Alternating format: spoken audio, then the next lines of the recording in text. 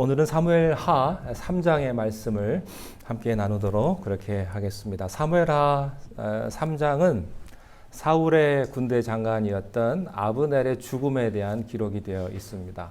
그리고 4장에 가보면 사울의 아들인 이스보셋의 죽음이 기록이 되어 있습니다.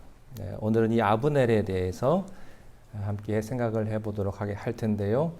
구약은 읽어보면 죽는 얘기가 참 많습니다. 사무엘하도 마찬가지죠. 1장은 사울의 죽음, 3장은 아브넬의 죽음, 4장은 이스보셋의 죽음, 이런 것들이 계속해서 나오는데 구약을 보면 몇 살을 살고 죽었더라, 몇 살을 살고 죽었더라, 죽었더라로 계속 이어집니다. 그런데 신약을 보면 산 사람의 이야기가 많습니다. 낳고 이렇게 시작을 해서 병이 나았더라, 죽었지만 다시 살아났더라, 이렇게 살아있는 얘기가 많습니다. 이것이 구약과 신약의 차이이기도 합니다. 오늘은 이 아브넬에 대해서, 아브넬의 죽음에 대해서 한번 살펴볼 텐데요. 아브넬은 사울의 군대 장관이었습니다.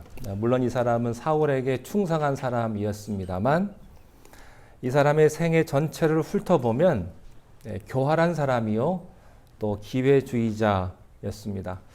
사람은 누구를 따르느냐에 따라서, 누구를 따라다니느냐에 따라서 그 사람이 어떤 사람인가를 결정합니다.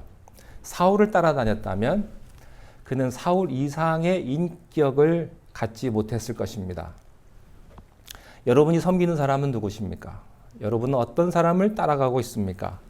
그 리더가 나를 결정해주는 요인이기도 합니다. 사울이 죽고 난 이후에 다윗이 기름 부음을 받았을 때 다윗이 하나님의 뜻을 따라서 왕으로 세움받은 줄을 아브넬은 잘 압니다.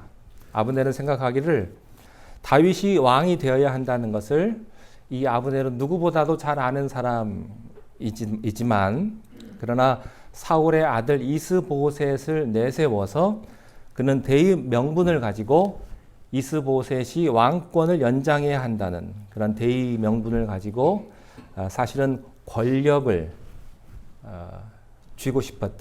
잡고 싶었던 사람이었습니다. 3장 1절에 보면 사울의 집과 다윗의 집 사이에 전쟁이 오래됐다고 말을 했습니다. 그리고 다윗의 집은 점점 강해지고 사울의 집은 점점 약해졌다고 말을 했습니다. 아브넬의 계산이 맞지 않은 것입니다. 생각대로 그렇게 호락호락하게 자기 생각대로 되지 않은 것입니다. 바로 이러한 상황 속에서 어떤 행동을 아브넬이 취하느냐 하는 것입니다. 아브넬은 사울의 집과 다윗의 집 사이에 문제가 생겼을 때 6절에 보면 이렇게 되어 있습니다. 사울의 집과 다윗의 집 사이에 전쟁이 있는 동안에 아브넬이 사울의 집에서 점점 권세를 잡았다.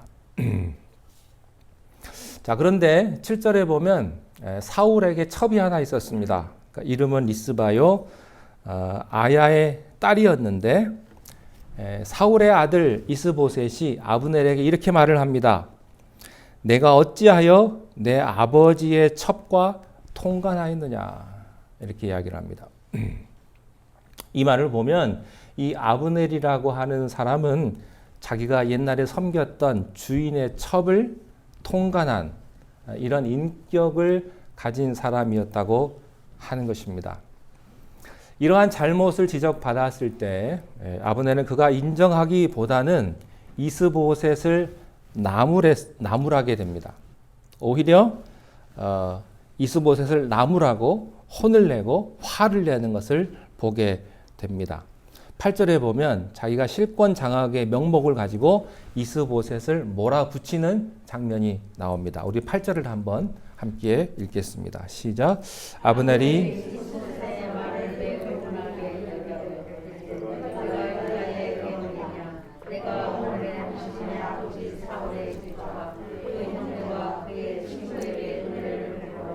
당신을 당신의 손에 내주지 아니하였거늘 당신이 오늘 이 여인에게 관한 허물을 내게 돌리는도다. 오히려 자기가 실권을 가지고 있었기 때문에 어디서 감히 나에게 이런 소리를 하느냐라고 이스보셋을 야단을 칩니다. 이스보셋은 이러한 형편에서 그는 어쩔 수 없이 아무 말도 하지 못하는 처지가 되어 버리는데 11절에 보면 이렇게 또 말하고 있습니다. 11절에 보니까 이스보셋이 아브넬을 두려워하여 감히 한마디도 대답하지 못했다. 이렇게 되어 있습니다. 이 사람이 아브넬입니다. 또 아브넬은요, 두 번째로 기회주의자였습니다. 12절을 함께 보시기 바랍니다. 12절 함께 읽겠습니다. 시작. 아브넬이 자기를 대신하여 전령들을 다윗에게 보내어 이르되 이 땅이 누구의 것이니까? 또 이르되 당신은 나와 더불어 언약을 맺사이다. 내 손이 당신을 도와 온 이스라엘이 당신에게 돌아가게 하리이다. 상황을 보니까 자기가 붙잡았던 이스보셋의 권세는 점점점 약해지고 이스보셋은 소망이 없습니다. 그리고 점점 다윗이 왕성해지는 걸 보니까 이 아브넬의 생각이 바뀐 것입니다. 오늘날 많은 현대인들이 이 아브넬과 같은 인생관을 가진 사람들이 참 많은 것을 볼 수가 있습니다. 옳으냐 그르냐의 문제가 아니라 누가 더 힘이 세느냐, 누구에게 권력이 있느냐에 따라서 자기 인생을 결정하는 사람들이 참 많습니다. 아브넬은 그러한 사람이었습니다.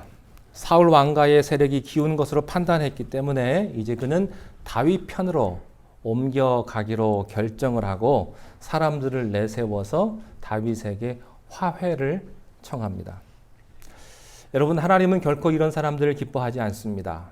하나님은 이런 사람들을 결코 쓰시지도 않습니다. 세상은 이런 사람들을 가리켜서 똑똑하다고 말을 합니다. 능력 있다고 말을 합니다. 권모술수가 능하다고 말합니다. 세상을 나름 잘 살아가는 사람들입니다. 그리고 실제로 이런 사람들이 세상을 지배하기도 하고 세상을 호령하는 것을 우리가 목격을 합니다. 그러나 하나님의 나라에서는 결코 이런 사람들이 쓰임을 받지 않는다고 하는 사실입니다. 이 아브넬은 17절과 18절에 보면은 또 이런 모습이 아브넬에게 있는 것을 볼 수가 있습니다. 17절과 18절을 함께 보시기 바랍니다. 함께 읽겠습니다. 시작. 아브넬이 이스라엘 장로들에게 말하 이르되 세우기를 구하였으니 이제 그대로 하라. 여호와께서 이미 다윗에 대하여 말씀하시기를 내가 내 종 다윗의 손으로 내 백성 이스라엘을 구원하여 블레셋 사람의 손과 모든 대적의 손에서 벗어나게 하리라. 자기의 출세를 위해서 나름 지혜도 사용할 줄 아는 그런 사람이었습니다. 이것을 보면 다윗이 하나님에 의해서 왕으로 될 사람인 것을 그가 분명히 알았다고 하는 사실입니다. 그런데 이제 와서 자기 계획이 흐트러지니까 이제 와서 이렇게 이야기하는 것을 보면 이러한 대의 명분을 하나님의 뜻이라고 하는 명분을 가지고 자기 실리를 취하려고 하는 것을 여기서 목격을 합니다. 다윗에게 화친 조약을 맺고자 했을 때 다윗은 아브넬과 그의 신복들에게 잔치를 베풀고 평안히 가게 하는 모습이 그 다음에 나타납니다. 20절을 한번 보시기 바랍니다. 우리 20절 함께 읽겠습니다. 시작. 아브넬이 부하 20명과 더불어 다윗에게 나아가니 다윗이 아브넬과 그와 함께한 사람을 위하여 화친을 청한 아브넬에게 잔치를 베풀고 그를 평안히 가게 합니다. 그런데 문제는 그 다음에 생긴 것입니다.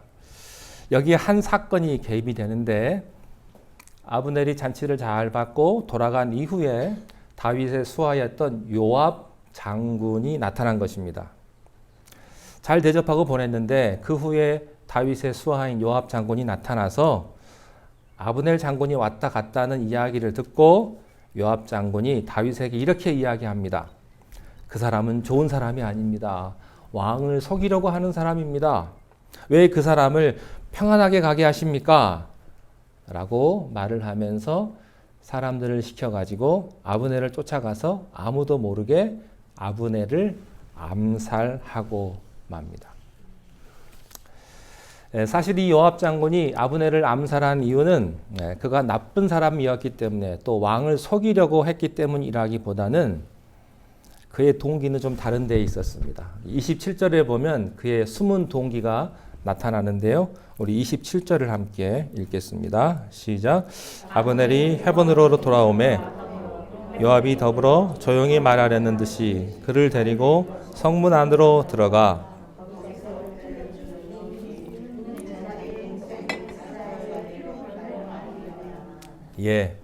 사실은 그 전에 요압과 아브넬이 전쟁을 할 때 아브넬에 의해서 자기 동생 아사헬이 죽습니다. 그래서 요압은 복수심에 불타 있었습니다. 기회를 봐서 어떻게 해서든지 아브넬을 죽이려고 한 것이죠. 그래서 때가 되므로 아브넬을 죽이고 말았습니다. 그러나 요압이 다윗 왕에게 말할 때는 그렇게 말하지 않았습니다. 다른 이유를 들어서 말을 했어요. 24절과 25절에 보면 그 이유를 설명합니다. 요압이 왕에게 나아가 이르되 어찌하심이니까? 아브넬이 왕에게 나와 그는 어찌하여 그를 보내 잘 가게 하셨나이까? 왕도 아시려니와 넬의 아들 아브넬이 오는 것은 왕을 속임이라. 그가 왕이 출입하는 것을 알고 왕이 하시는 모든 것을 알려 함이니이다. 그러니까 자기 속마음은 얘기 안 하고 그 사람 나쁜 사람입니다. 그 사람은 이런 목적으로 왔습니다. 라고 이 이야기만 요압 장군이 다윗에게 한 것입니다. 그러나 실제로 요압 장군의 마음속에는 무엇이 있었습니까? 이것이 아닙니다. 자기 동생을 죽인 복수심에 불타 있었던 것입니다. 사람들은요, 다 보면 겉으로는 멀쩡하게 보이지만 다 이렇게 이중 마음을 가지고 있습니다. 그리고 겉으로는 다 그럴듯하게 자기 속으로는 복수심이 있음에도 그 이야기는 하지 않고 다른 이유를 들어서 설명을 합니다. 저 사람 나쁜 사람이다라는 거예요. 다 거룩하게 말합니다. 겉으로는 그럴싸하게 다 좋게 말합니다. 그러나 그 동기는 다른 데 있을 수가 있습니다. 그리고 자기의 원하는 바를 이루기 위해서 다른 형태로 자기 자신을 말하기도 합니다. 왜 그런 사람이 있죠? 저 사람 아주 싫은데 내가 싫다는 말은 못하고 누가 싫어하더라 돌려가지고 자기 속마음인데 그렇게 말하는 경우도 종종 있습니다. 결국 이런 걸 보면 아브넬은 나쁜 사람이에요. 근데 아브넬을 죽인 요압 장군도 별로 좋은 사람은 아닌 것 같습니다. 요압도 하나님께 축복받을 만한 그런 축복받을 만한 인물은 아니었다라고 하는 사실입니다. 우리가 이것을 어떻게 알 수가 있냐면요. 아브넬이 죽었다 하는 소식을 듣고 다윗이 요압 장군과 함께 대화를 나누는 장면이 있는데 그 내용을 보면 우리가 좀 알 수가 있습니다. 28절과 29절을 한번 보십시오. 그 후에 다윗이 듣고 이르되 넬의 아들 아브넬의 피에 대하여 나와 내 나라는 여호와 앞에 영원히 무죄하니 그 죄가 요압의 머리와 그의 아버지의 온 집으로 돌아갈지어다. 또 요압의 집에서 백탁병자나 이 백탁병자는 혈루병, 다른 말로 하면 성병과도 같은 것입니다. 백탁병자나 나병 환자나 지팡이를 의지하는 자나 칼에 죽는 자나 양식이 떨어진 자가 끊어지지 아니할 것이다. 이렇게 다윗이 요압을 저주를 합니다. 무섭죠? 자기 신복인데 자기를 속이고 속마음을 얘기하지 않은 이유로 다윗이 이렇게 요압 장군에게 이야기를 합니다. 그 정직하지 못한 마음, 그 이중적인 인격을 가진 이 사람, 자기의 신복이었지만 우리가 생각할 수 없는 이 저주를 요압에게 내리는 것을 볼 수가 있습니다. 그러니까 다윗은요, 자기 수하에 있는 사람들이 무슨 말을 해도 그것이 옳지 않다고 생각하면 절대 듣지 않은 사람이었습니다. 골라서 들을 줄 아는 사람이었습니다. 자, 그리고 다윗은 아브넬에 대해서 다음과 같이 애도를 합니다. 33절을 한번 보십시오. 33절부터 5절까지 한번 쭉 한번 읽겠습니다. 시작. 왕이 아브넬을 위하여 애가를 지어 이르되 아브넬의 죽음이 어찌하여 미련한 자의 죽음 같은고 내 손이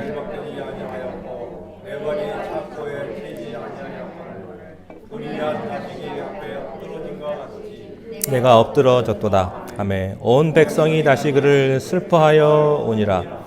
석양에 뭇 백성이 나와 다윗에게 음식을 원하니 다윗이 맹세하여 이르되 만일 내가 해지기 전 떡이나 다른 모든 것을 맛보면 하나님이 내게 벌 위에 벌을 내리심이 마땅하니라. 예, 이렇게 하면서 그가 먹는 것도 먹지 않고 이 아브넬의 죽음을 슬퍼합니다. 우리는 이 아브넬의 죽음에서 몇 가지를 발견하게 되는데 그것은 악인은 악인의 손에 죽는다는 또 똑같은 진리입니다. 이 진리는 성경에서 계속해서 반복되어서 나타납니다. 결코 의인의 손에 의해서 악인이 죽지 않습니다. 악인은 악인의 손에 의해서 죽습니다. 불의한 자는 불의한 자에 의해서 죽습니다. 여러분 사기친 사람은요 사기를 당하게 되어 있습니다. 꼭 명심하셔야 합니다. 남을 괴롭힌 사람도 그 본인도 괴롭힘을 당하게 되어 있습니다. 하나님은 선인의 손을 더럽히지 않습니다. 이것을 신약적으로 해석을 해보면 악에게 지지 말고 선으로 악을 이기라. 원수를 갚지 말라고 그랬습니다. 원수는 누가 갚아준다? 내가 갚아준다. 하나님이 갚아준다. 너는 할 수 있거든. 사람들과 함께 뭐 해라? 화평하라. 평화하라. 그를 축복하고 저주하지 말라고 말을 했습니다. 이 성경의 진리는 오늘날 우리들에게도 똑같이 적용이 된다고 저는 믿습니다. 여러분들이 죄짓지 않기를 바랍니다. 우리가 불의를 볼 때요, 우리가 혈기가 나기가 쉽습니다. 부족한 것을 볼 때 우리가 화를 내기가 쉽습니다. 우리의 화가 의를 이루지 못한다는 사실을 알아야 합니다. 우리의 혈기가 정의를 이루지 못한다는 사실도 우리가 알아야 합니다. 우리가 혈기를 부리고 화를 내면 여러분 내가 죄를 짓고 마는 것입니다. 하나님은 선인의 손에서 피를 흘리게 하지 않습니다. 선인은 비록 그가 피를 흘릴지언정 다른 사람에게 피를 흘리게 하지 않는다고 하는 것이죠. 사랑하는 성도 여러분, 다른 사람 억울하게 하지 마십시오. 다른 사람에게 상처 주지 마시고 다른 사람 눈에 눈물 흘리게 하지 마십시오. 다른 사람에게 분하게 하거나 다른 사람에게 상처 주는 일을 하지 마십시오. 차라리 내가 당하는 것이 낫고 내가 손해보는 것이 더 하나님 앞에 칭찬받을 일입니다. 노년에 여러분들이 그 벌을 2배를 받게 될 것입니다. 절대 어떤 일이 있어도 상처를 주지 마십시오. 가능하면 선을 베푸십시오. 은혜를 베풀면서 사십시오. 은혜를 베풀 수 있을 때 은혜를 베풀어 보십시오. 어떤 분이 저에게 이런 말씀을 하셨습니다. 나이가 많이 드셔서 예수 믿은 분인데 이분이 목사님, 제가 젊었을 때는 건강도 좋았고 돈도 많았고 제일 좋은 차를 여러 대 몰고 다녔었는데 그때는 내가 하나님을 모르고 그렇게 불교를 쫓아다니면서 돈도 많이 쓰다가 이제는 나이가 들어서 건강도 없고 돈도 없고 갈 곳도 없어서 하나님 앞에 헌금하고 싶어도 돈이 없고 하나님 앞에 봉사하고 싶어도 건강이 없으니 이제는 내가 어떻게 하면 좋겠습니까? 라고 하신 말씀을 기억을 합니다. 여러분, 나이가 들수록 하나님의 축복을 많이 받아야 합니다. 젊었을 때보다. 세월이 흐를수록 노년에 갈수록 더 아름다운 인격을 갖춰야 합니다. 노년이 되어서 돈이 중요한 게 아닙니다. 돈 많이 있는 게 여러분의 노년을 준비시켜 주지 않습니다. 여러분의 인격, 훌륭한 인격이 여러분의 노년을 준비해 주는 겁니다. 젊을 때는요, 경험도 없고 모르니까 그럴 수 있다고 넘어가요. 근데 여러분 연세가 드셔가지고 젊었을 때보다 더 고집스럽고 더 못된 소리하고 더 욕하고 그러고 산다면 누가 그 사람과 함께 하겠습니까? 아이들은요, 연세가 드시면 냄새 난다고 옆에 오지도 않는데, 돈 있다고 뭐 좋아할 것 같으세요? 나이가 들어가지고? 그렇지 않아요. 연세가 드실수록 더 훌륭한 인격을 여러분들이 가지셔야 합니다. 인격이 성숙해야 합니다. 권력이 있을 때 사람들이 여러분 앞에 머리를 숙일 것입니다. 그러나 권력이 없을 때도 여러분 앞에 머리를 숙여야 합니다. 돈이 있을 때 사람들은 여러분을 따라다닐 것입니다. 그러나 돈이 없을 때에도 사람들이 여러분들을 존경할 수 있는 그런 믿음의 인격이 필요합니다. 다윗은요, 비록 적군의 장군이었지만 아브넬의 죽음을 보고 슬퍼했다라고 하는 사실을 우리가 한번 반대로 더 생각해 볼 필요가 있겠습니다. 자, 그런데 이 아브넬의 죽음을 보고 슬퍼하는 것을 본 백성들이 어떤 반응이었을까요? 아주 기뻐했다고 하는 사실입니다. 36절을 한번 보시기 바랍니다. 36절을 읽겠습니다. 시작. 온 백성이 보고 다 기뻐하더라. 왕이 적군의 장군이 죽은 것을 보고 그렇게 슬퍼하니까 백성들이 기뻐했다. 또 더 나아가서 왕이 무슨 일을 하든지 다 기뻐하더라. 다윗을 향하는 모습이었습니다. 참 이 정도가 되면 참 진정한 지도력을 가진 사람입니다. 무슨 말을 해도 믿어주고 무슨 일을 해도 기뻐해 준다면 이것은 온전한 지도력을 갖춘 사람이다라고 말할 수가 있겠습니다. 백성으로 하여금 절대적인 신임과 지지를 받은 지도자였습니다. 여기 기뻐한다고 하는 뜻은요, 선하게 여긴다 그런 뜻입니다. 책임을 지는 지도자에게 사람들은 박수를 보내며 그를 기뻐합니다. 권모술수를 쓰지 않는 지도자들을 백성들은 기뻐합니다. 비록 적이라도 그를 위해서 눈물을 흘리며 금식하며 애도하는 지도자들을 볼 때 왜 백성들이 그를 기뻐하지 않겠습니까? 또 반대로 왜 백성들이 그렇게 지도자를 욕을 할까요? 왜 그처럼 싫어할까요? 이런 지도력이 없기 때문입니다. 우리는 다윗에게서 참으로 놀라운 영적인 지도력을 발견하는 것입니다. 비록 적의 장군이었지만 그가 죽었을 때 눈물을 흘리며 애도하는 것을 우리는 이 다윗에게서 보게 됩니다. 여러분, 혹시 여러분의 원수가 죽었을 때 그거 쌤통이다 그러지 마세요. 여러분의 원수가 사고를 당해가지고 다쳤을 때 그거 쌤통이다 그런 마음도 갖지 마세요. 에이, 안 됐다. 어떡하냐. 좀 건강하게 잘 살지. 좀 잘 좀 살지. 이런 마음 가지세요. 그런 마음을 하나님이 기뻐하신다고 하는 사실입니다. 37절 한번 보십시오. 37절 읽겠습니다. 시작. 이날에야 온 백성과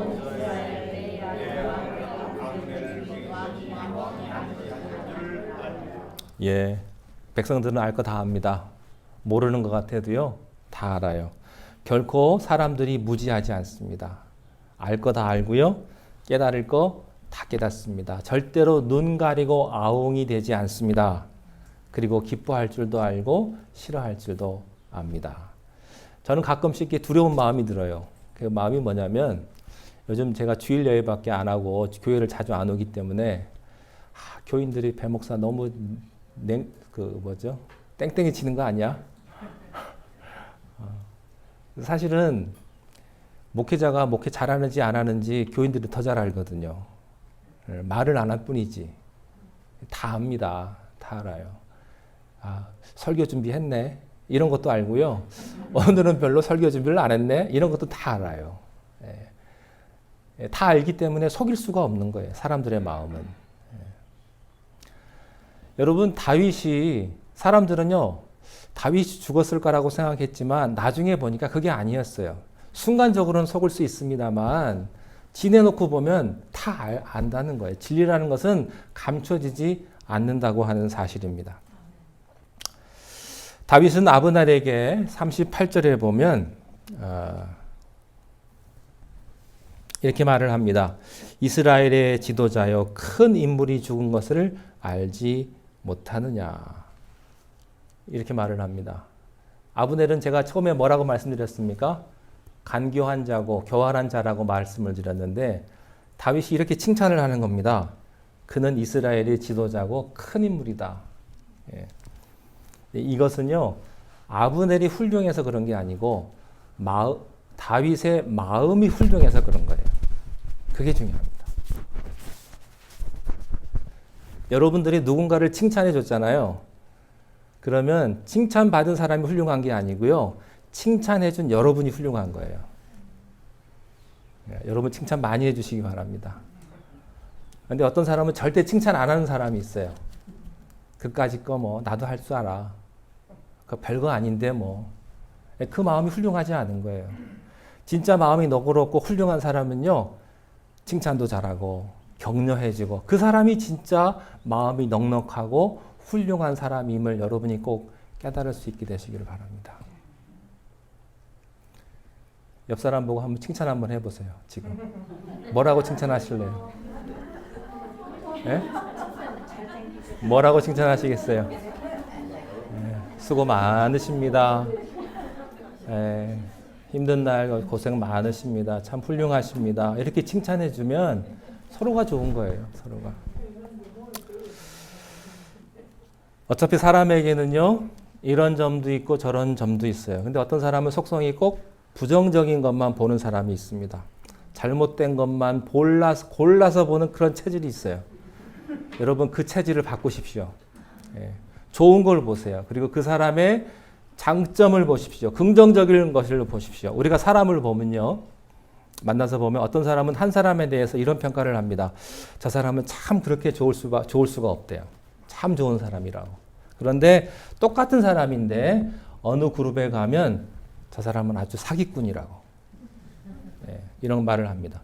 똑같은 사람인데 한 그룹에서는 좋은 걸 본 거예요. 근데 다른 한 그룹에서는 어떤 상황이 벌어져 가지고 관계가 나빠진 거예요. 네, 그래서 서로 나쁜 것을 보게 된 것입니다. 여러분 가능하면 좋은 점을 보십시오. 여러분 만약에 목사인 저에게 여러분들이 나쁜 점을 꼬치꼬치 캐물으면 저는 이 자리에 설 수 없는 사람입니다. 왜냐하면 부족한 게 너무 많고 나쁜 점이 너무 많은 것을 고백할 수밖에 없기 때문에 그래요.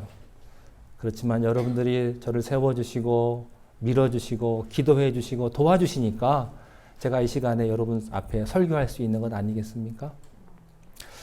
여러분 남편에 대해서 가능하면 나쁜 거 보지 마십시오. 나쁜 거 봤다고 그래서 못 고칩니다.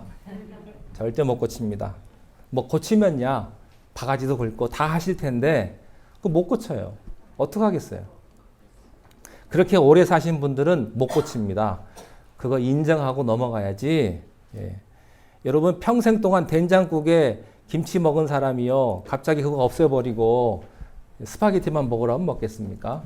절대 안 바뀌어요. 음식만 안 바뀌어지듯이. 그냥 그 못된 걸 사랑하십시오. 못된 거. 방법 없어요. 내가 사랑하는 방법밖에 없습니다. 여러분 아주 훌륭하고 지성적이고 예리한 남편이 아내의 잘못된 점만을 이러고 보고 있다면 어디 숨통 맞게 살겠습니까?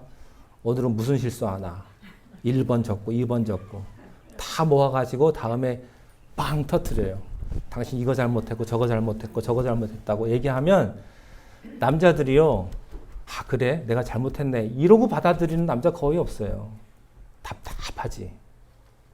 서로 마찬가지입니다. 서로 마찬가지. 못 바꿔요. 못 바꿔. 그냥 그걸 인정해 주시고 힘들어도 그걸 인정해 주고 같이 살면 싫어도 사는 겁니다. 이렇게 살 때 서로가 사랑이 생기고 은혜가 생기지 않겠습니까? 저는 이 다윗을 보면서 그런 생각을 하게 되었습니다. 여기에 다윗의 지도력이 있습니다. 그런데 여기에서 멈추지 않고 다윗의 놀라운 지도력이 하나 더 있습니다. 그건 39절에 있습니다. 39절의 말씀을 함께 읽겠습니다. 시작. 내가 왕이 되었으나 오늘 약해져서 싫어해야 하는 이 사람은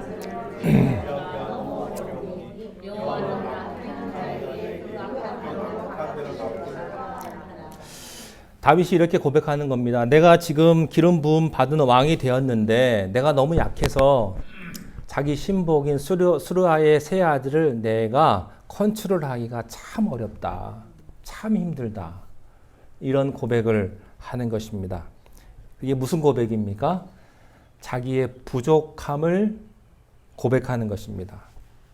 여러분, 진정한 지도자는 자기의 강점과 자기의 잘난 점과 자기의 위대성을 이야기하는 사람이 아니라 자기의 허물과 실수와 연약한 것도 고백할 줄 아는 데 있습니다.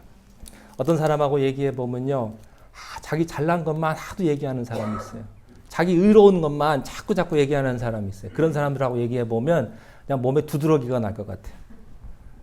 속으로는 그래 너 잘났다 그냥 그러고 싶은데 자기 잘난 것만 이야기하는 사람들이 있습니다.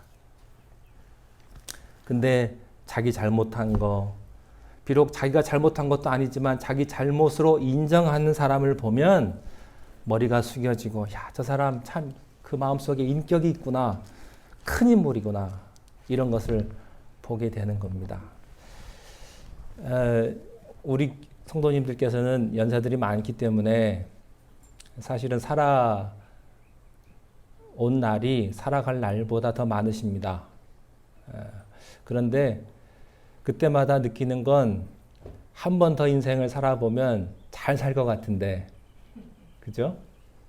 과거가 후회도 되기도 하시고, 이렇게 살면 더 좋았을 걸 하는 생각도 후회도 아마 하실 것입니다.